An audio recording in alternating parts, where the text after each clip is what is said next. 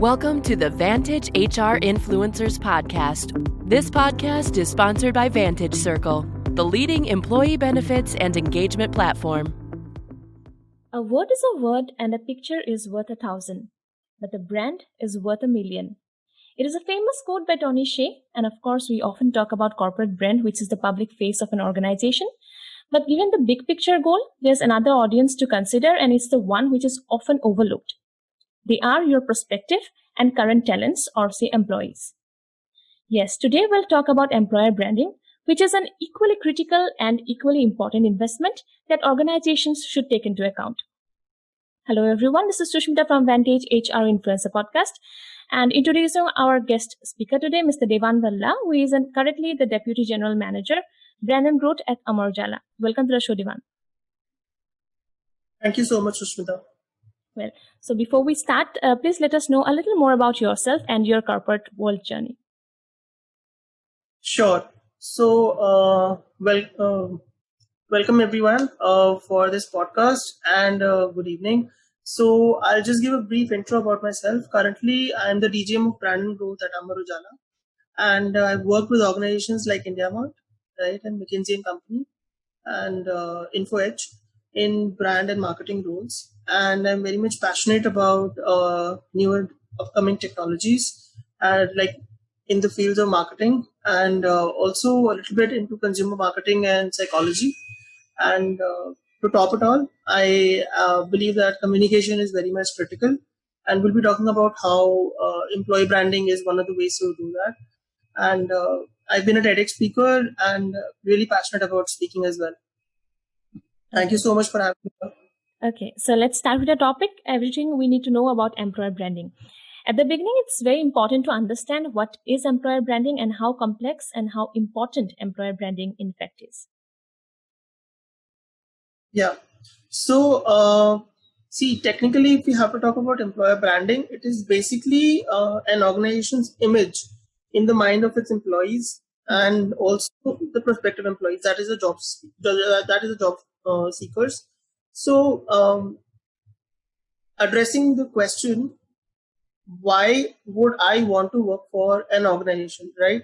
So, employer branding is basically a way of building a reputation and exactly how you're viewed by your current employer. That is why it is very critical. Now, as per a very famous study, there are candidates are 3 times more likely to trust a company's employees than the company itself giving out a message, providing any credible information. And that is the reason why when we talk about employer branding, the core focus should be your people skills, your talent, right? Right. And why should you be doing employer branding? Basically, there are the 4 reasons that, I believe based on my limited experience. First of all, it basically drives in inbound applications from good candidates, right? And secondly, it's very easier for you to tap into the right talent, and also through a referral system, right? So only if your current employee is very much happy working for you, right? So you are basically bridging the gap of a great place to work in, right, through employer branding. So you as an HR or as a TA, talent acquisition person, is able to get access to the talent through referral channels as well as online channels. And third is basically you get to attract the top talent, which would be superior in skills as well as is a brilliant fit to your company's culture, right? That is very much critical, right? And last one is obviously you get to retain your top talent, right? And once you're able to do that, those same employees become your brand ambassadors to the outside world, right? And you can basically tap into that channel as well. Okay. So companies that consistently attract the best talent, as you were telling, get one thing right, that is employer branding. And like any other purchasing decisions, like seeing reviews on Amazon, candidates nowadays are turning into social media and to websites like LinkedIn and Glassdoor to get the real scoop on companies. According to you, what type of content should we put for employer branding? Okay. So, yes, everyone is eager to read more about a company before they join in, their potential employers, right before they are applying. Hmm. So for this, it's critical that you're present at all the locations. Like a brand should be present at all the locations where people are talking about you and are trying to get to know more about you, right? So basically, in my perspective, there are at the top of my mind there are three such areas which a brand can actually look into. First of all, have a well thought out digital asset that is basically a brand's footprint, which is basically your own company website, right? You can showcase your achievements, your brand's achievements, your employee contributions, your employee stories through blogs and videos. See, we usually see that there are long time employees which are already working in an organization, right? So they actually talk about their career journeys, right? Okay. Second would be addressing your reviews across social media and recruitment platforms, right? Across, say, iimjobs, Glassdoor, LinkedIn, all the different recruitment portals online. Now, people usually go through those reviews and comments of former and current employees before they take a call whether to go ahead with the offer or not, or whether to give an interview there or not. Right. And so one should not let go of that opportunity. It is very critical that you just do not showcase the images of your workplace, but also showcase those teams, the senior management people, have engaging social handles, and showcase the different employee-centric activities and benefits that are being cultivated and inculcated at the workplace. Right? Because you're actually going to bring in an employee not just for a couple of months. You would definitely want that particular person to stick around. Right, that is why this is very critical. And you can obviously, there are a lot of brands that are doing this. They showcase the different work anniversaries, and they celebrate festivals, ethnic days, and pizza day, and so on and so forth. I have part of a lot of those activities as a recipient as well as an organizer. So those are actually really good activities to actually build that existing employees' morale, and also tap into potential employees' radar, right? And obviously, the one is, in case, most of the brands, there is a rosy picture to a brand, and then there's obviously another side to the brand that there could be negative reviews about you online. So one of the best ways to do that is, do not ever leave negative review unattended, right? Because then people would think that you are taking other people for granted. Be it your customer, be it your former employee, always make it a point to address those queries, right, online, and try and use that as a feedback so that certain experiences do not get repeated, because people actually see how the brand has evolved over a period of time. Right. So these three are things that can be started off instantly by any brand, be it a startup or be it an MNC. Right. So that's all about what we can do. So what should we not do for employer branding? Okay. What is not required? Yeah, that's a good question. Now, some of the things that you should definitely not be doing is, first of all, reducing yourself from a brand to a product. Now, do not become like what everyone is there in the market. Have your own signature style and tone of sending out messages, having video format content. Answer the question, why would a candidate work for my firm than working for the firm next door, right? Because you're tapping into the same pool. Say if somebody wants to be a computer scientist, and you are also competing with Adobe, right? You're also competing with other companies, right? And if you're a startup, how would you stand out? You have to constantly keep on thinking of ways to improve your employer brand, and also making it appear as an authentic brand, and also practicing it, right? The second way, which which you should not be doing, is a company brand should never be confused with an employer brand, right? A company brand is something that a customer is trying to is going to engage with you, buy your product, right? They're approaching you with a very different mindset than that of a job seeker, right? So you should never ever do that, and just keep your messaging in alignment with what the particular TG is going to be looking at, right? A job seeker would be looking at the employer as something that I can look for a challenging career opportunity here for a longer period of time. A customer would be looking for solutions, right? His or her requirement. So both are very different in approach, and that is why their messaging should be very different. Never to confuse with either. And the third most important aspect would be uh, never ever downplay your current employees, right? You should always showcase them as your brand ambassadors, right? Because the proof that your system as an employer brand exists, right? And that it is thriving, it is alive, right? And it is growing. So you need to showcase their journeys and make it functional so that, uh, you know, this is something that, not many organizations are able to tap into. See, I am an associate product manager and I am planning to switch to another company. So obviously, I would be willing to see how the chief technology officer at another organization was able to, grow in his career, say while working at the company that I'm looking to join in. So that is a very good benchmark to set that, if I am able to join this company, within 5 years down the line, I would be able to, learn so many things. These are the kind of industries that these people are learning and are getting into, and the skills that they have acquired, right? Any employee training programs that you have, right? Because these are certain things, certain elements that everybody looks into when they get into an organization. That how is this firm going to help me achieve my higher career objective, right? And usually people do not. Usually these brands are not able to tap into that, right? And that is why it is very critical that you showcase your employees as your brand ambassadors, Right. because that's the real story.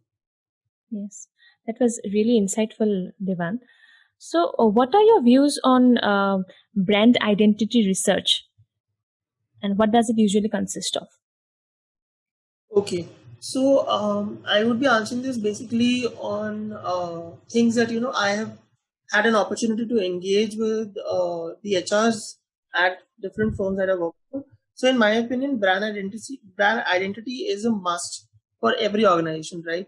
And before you can set out and establish it, you need to know what you're going to work on, right? That is where the research component comes into play. So, in other words, it's just a way of showcasing how are you placed with respect to others in the market. That is your competitive edge. Now, before you jump straight into branding, you need to understand how your brand is currently perceived by your customers and competitors, right? As well as job seekers. So one of the most effective ways, so I'll be explaining it with the help of one question each, as to how we as a team were able to figure something out in one of our previous organizations. SWOT analysis. Everybody knows that it's an effective framework. All B school students know about it, as well as everybody else. So it's one of the best way to understand where your brand stands at the moment and how to improve your brand state to your desired state, the one that you would want to showcase to your different stakeholders, be it internal, your employees, as well as your management, and external would be your customers, job seekers, and suppliers, and so on and so forth. So SWOT basically stands for strengths, weaknesses, opportunities, and threats. Right now, with respect to the brand identity research, I was able to come across with one question each for each of these, right, which will serve as good starting points for you to start thinking on these lines. Strength would be, see, does your business have a unique story or mission, right? What is my USP that nobody else has, and how have I been able to thrive on it, right? That would be a strength, because that is something you will play on, be it your employer branding, be it your brand management, be it your marketing, be it your campaigns, be it your service, anything for that matter, right? Or be it product and technology. Weaknesses would be what aspects of your brand are perceived poorly, right? So currently there is a major, very big edtech firm which is under fire because of the poor manner in which it has been handling its sales employees, like its internal way of handling employees and their their work challenges, their flexible working timings. The absence of flexible working time in that organization is something that everybody has been questioning of late, and people have been not been very kind to that organization. So what is it that I as a brand is not doing right, and how can I improve upon it, right? One of the major things that one should look into while addressing weakness is taking feedback, right? Yeah. Then opportunities would obviously be, can your brand authentically align itself with any popular causes? Say right now it is COVID, right? So how is it that my employee centric activities are being affected due to COVID, right? Obviously, Right. it is a very Yeah. interesting topic as to how brands are coping up with it. There are job losses, obviously, and there are some that are giving perks to their employees in terms of bonuses, right? Right. The same situation, but two brands are addressing it in a very different manner, right? Then threats, obviously, are there any current events that may cast any elements of your brand in a negative light? Obviously, this is again COVID. If I have to give a very real-time example, there are organizations that are doing pay cuts, right? There Right. are those that are firing employees, right? Hmm. So it is those organizations would be good, right? They could be good, but the thing is that given the situation, it is not allowing them. But there are organizations, say like an Airbnb, which is addressing the layoff as the downsizing in a very different and in a very personalized manner, for which it has received kudos from those employees, those very employees which had been asked to leave, right? Because of the way, the systematic way in which it has been planned out and the extensive support that that organization is providing to its employees, right? Right. So their situation might be the same, but the way of handling it is going to make or break a brand, right? And check this. Obviously, it is very critical that uh, ensure that your brand is consistently uh, having a single tone in terms of message, right?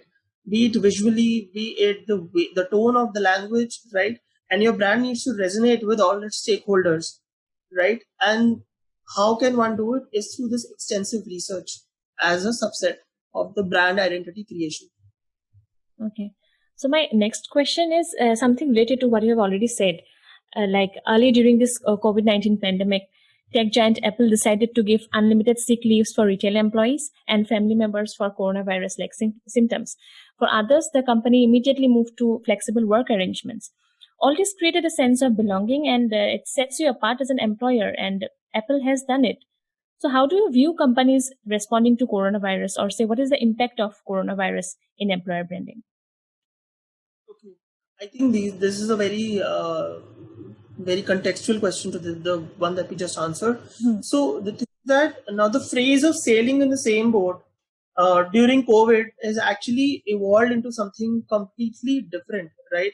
Right. It's actually refined a bit. It's like everybody sailing in the same storm, right? Yeah. Because obviously given the uncertainty around it. Mhm. So patients are in the search for a new normal, right? Because everybody is working from home. That entire everything is moved virtual, right? That interpersonal connect is no longer there. So thus brands are also in a transition of sorts. The given scenario make or break for brand, as a brand is an experience in itself, and the employee value proposition, like it's a very important element that we talk about in employer branding, like its creation and sustenance is key at this particular point of time. We heard of so many layoffs which leaves a bitter aftertaste, but even in that situation, a firm like Airbnb stood out, right? It Yes. downsized like almost 25% of its workforce due to the COVID pandemic, but the way it was handled was with a certain integrity in place. Like it was not like somebody just gets onto a phone call or a virtual call over Skype and they say, okay, we have to let you go. It wasn't like that. The CEO, right, has been very much clear on this. What he did was he was transparent on the move and laid everything on the table, right? He explained the cuts, the reason behind it, and that the firm was eliminating the positions, right? And it's not because of those people, right? And it was done in a very step-by-step approach for the downsizing and the support that they have extended on to the employees who got affected by this move, right? He had actually written a very personalized letter which was full of emotion, and I happened to go through that, and it just spoke volumes about the culture that Airbnb as a employer brand has been able to cultivate internally, right? Okay. And that is an employer brand, and a powerful one at that. The one that anybody would swear by now at this time. Now Walmart was at the other end of the spectrum. Like it did not have to. It wasn't downsizing. It was actually hiring additional resources during this time because of the increase in demand. So if you actually happen to visit Mr. Doug McMillan's LinkedIn profile, who is the CEO of Walmart, you would actually find that all his messages has been uh, absorbed with positivity and empathy and focus. So he's been announcing special bonuses for those people who are at the front line, like people who are there in the stores, and that is a rarity at this time.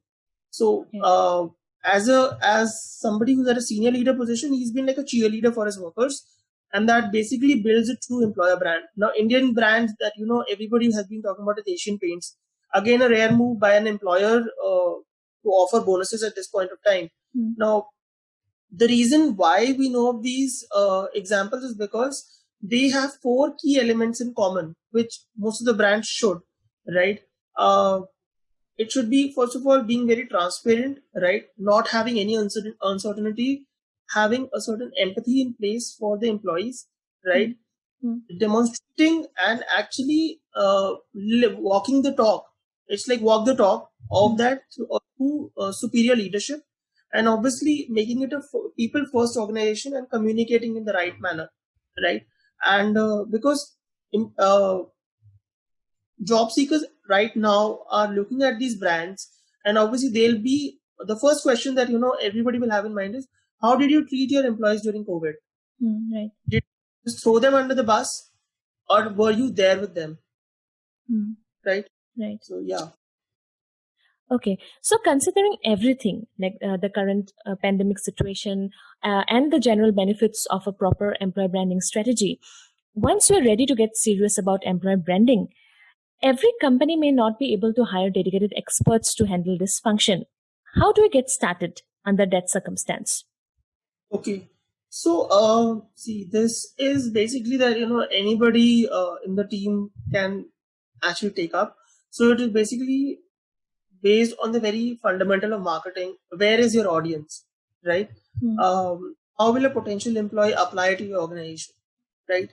There are 2 possible ways that one can address. Obviously, first is the career section on your official website, and second is obviously across different recruitment portals, right? We usually, as an employer brand, should be doing a showcase, right? A very rich showcase after checking with the current employees as to what would appeal to a prospect, right? Are they looking for something that is very personalized? Is it an office space with happier people around? Because it triggers somebody psychologically that this is a good brand, right? And obviously addressing your reviews, right?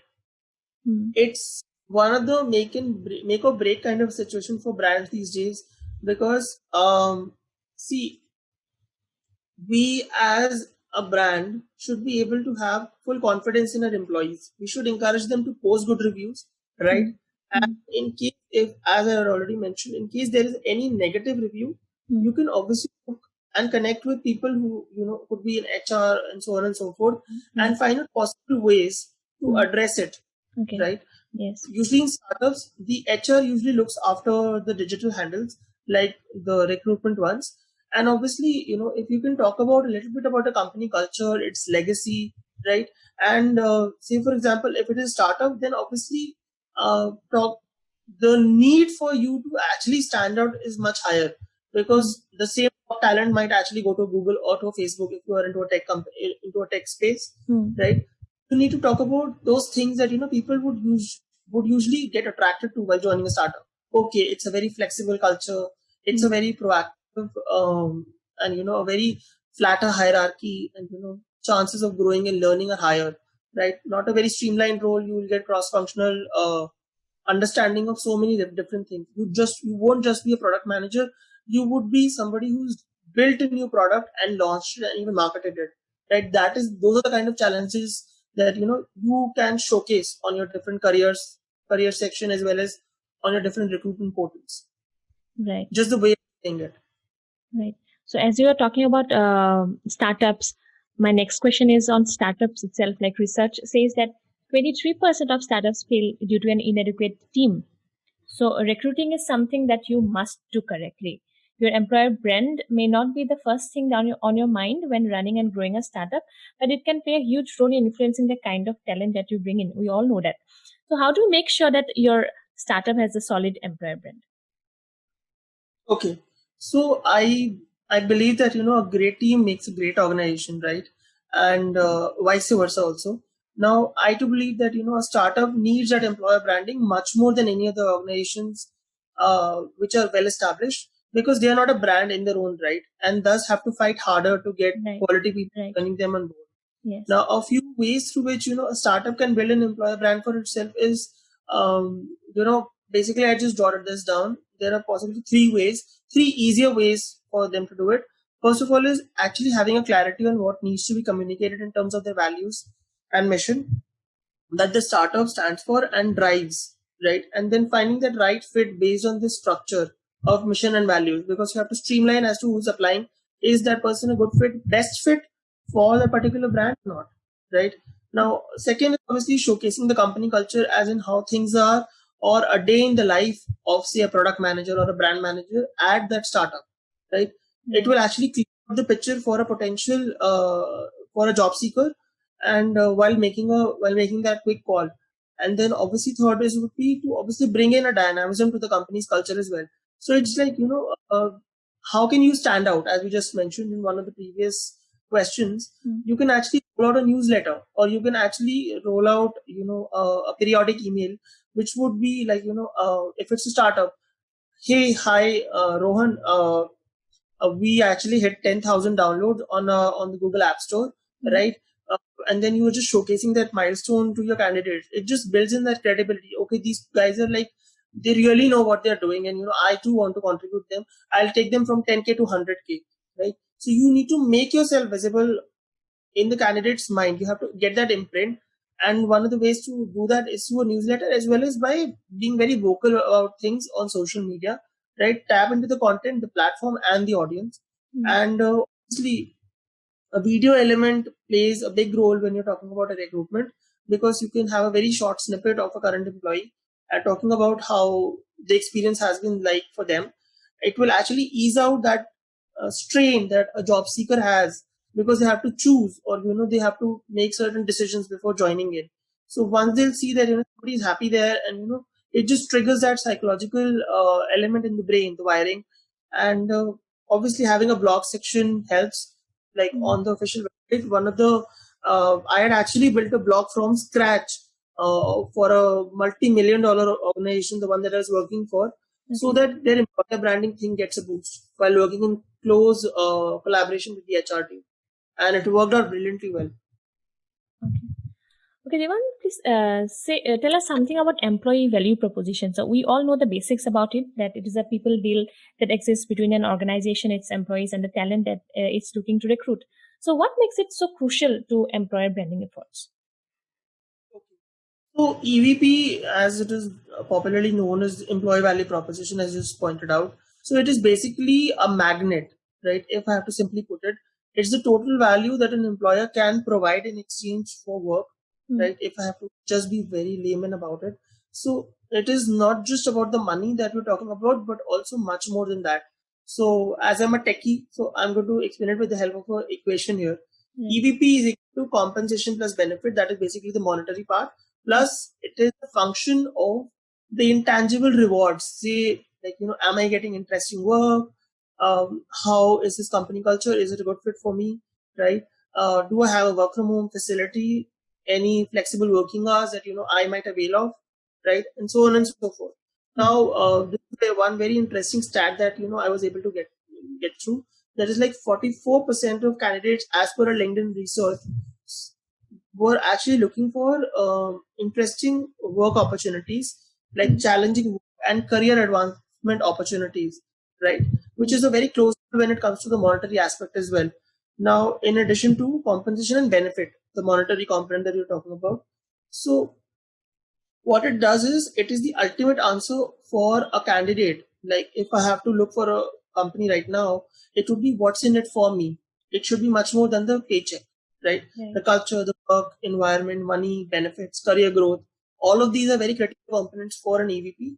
And if you're looking to hire good resources, then EVP is the first thing that needs to be showcased across the different platforms, across formats, be it a blog, be it a video, be it an infographic for you. Right. Yeah. Okay. So, our last question. Most top companies like Johnson & Johnson and Microsoft are committed to ensuring that diversity and inclusion are a part of their employer branding for acquiring and retaining great talents. That is, employer branding can help tell your diversity and inclusion story. What are your views on it? Okay. So before we address this question, I think this has been one of the major things that brands have been talking about of late. The DNI of the diversity and inclusion. See, diversity, we need to understand what these stand for, and then obviously we'll be able to derive from it. See, diversity is a recognition of people across backgrounds, religions, beliefs, gender, and preferences, and being valued for who they are as an individual. And obviously, inclusion is basically built on that. It is basically a provision of equal opportunities for the same people, irrespective of where they come from, who they are, and what is the background, right? Now, organizations like J&J and Microsoft have been championing this for a while, and with the competitive marketplace, as per Glassdoor research, 78% of the job seekers actually want their employers to be inclusive and provide equal opportunities for all. So, DNI is one of the ways through which a brand can showcase a story like none other. Now, it could be through showcasing the diversity through official handles, championing a cause, through supporting a marginalized community. Say they are doing something that is helping a particular section of the society to grow, right? And obviously, conducting periodic meetups of people across religions and backgrounds, and actually building a brand that actually stands out from the crowd, because not many brands are doing this. Now the bigger question is, why should this be done? So for an employer branding perspective, it addresses 3 key areas, right? Obviously, it makes the brand attractive to the applicant. It helps in forging really strong customer relationships with people of those backgrounds as well, and obviously of those different groups. And with a clear DI plan in the frame, while it's being factored in, it builds in a sense of transparency, which will actually set in and enhance the trust factor for your brand.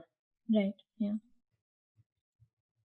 So, any books or resources that you would want to refer to learn more about employer branding, Divan? Yes, one of it is actually my favorite, which I've been quoting across a lot of interviews now. So, Positioning by L. Rees is one of the classics. It talks about one of the key aspects of brand management, which is applicable for employer branding as well.